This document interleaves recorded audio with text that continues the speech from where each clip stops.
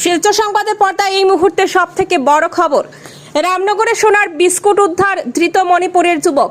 Silchar Ramnagar bypass এলাকায় এক বিশেষ অভিযানে 3টি সন্দেহভাজন সোনার বিস্কুট উদ্ধার করে কাছাড় পুলিশ। রবিবার গোপন তথ্যের ভিত্তিতে এই বিশেষ অভিযানে সোনার বিস্কুট সহ এক পাচারকারীকে আটক করা হয়। আটক পাচারকারী মণিপুরের চোরাচাঁদপুরের লামকার বাসিন্দা খামনেউ মুনলুয়া, বয়স 32 বছর। উদ্ধার হওয়া সোনার বিস্কুটগুলির মোট ওজন প্রায় 439 গ্রাম।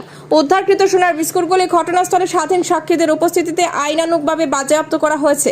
প্রাথমিক তদন্তে জানা যায় যে এই সোনার বিস্কুটগুলি মণিপুর থেকে নিয়ে আসা হয়েছিল এবং সেগুলি শিলচর এসবিটির কাছাকাছি কোনো স্থানে পৌঁছে দেওয়ার পরিকল্পনা ছিল। ঘটনাটি পুলিশ তদন্ত শুরু করেছে ইতিমধ্যেই। নিউজ ডেস্ক রিপোর্ট, শিলচর সংবাদ।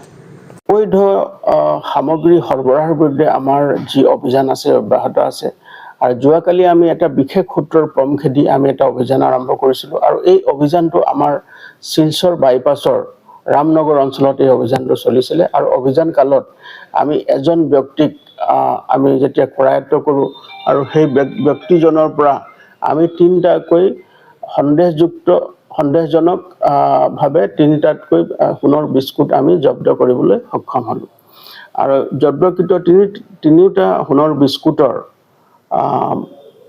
ওজন হৈছে 439 গ্ৰাম আৰু ইয়াৰ চোৰাং বজাৰত ইয়াৰ মূল্য প্ৰায় 45 লাখ টকা হ'ব। আমি গোটেই বিষয়টো অনুসন্ধান কৰি আছোঁ আৰু এজন ব্যক্তি যাক আমি গ্ৰেপ্তাৰ কৰিছোঁ, তেওঁৰ নাম হ'ল খামনেউ মুনলুৱা।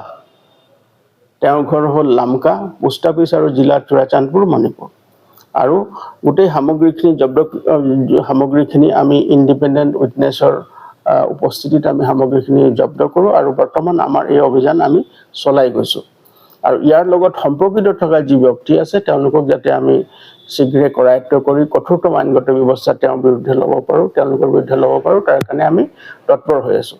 প্ৰাৰম্ভিক তদন্তকালত দেখা গৈছে যে এই সামগ্ৰীখিনি চুবুৰীয়া ৰাজ্যৰ পৰা আমাৰ জিলালৈ আহিছিলে আৰু ৰামনগৰ ISBT অঞ্চলত এই সামগ্ৰীখিনি কোনোবা এটা এজেণ্টৰ হাতত তেওঁলোকে এইটো গতাই দিয়াৰ তেওঁলোকৰ পৰিকল্পনা আছিলে। গতিকে আমি সেই বিষয়টো অধিক অনুসন্ধান কৰি আছোঁ আৰু ইয়াৰ লগত সম্পৰ্কিত থকা আন্তঃৰাজ্যিক হওক বা আন্তঃজিলা হওক যি এজেণ্ট বা যি চোৰাং বেপাৰী জড়িত হৈ আছে তেওঁলোকৰ বিৰুদ্ধে আমি কঠোৰতম আইনগত ব্যৱস্থা ল'বৰ কাৰণে আমি তৎপৰ হৈ আছোঁ।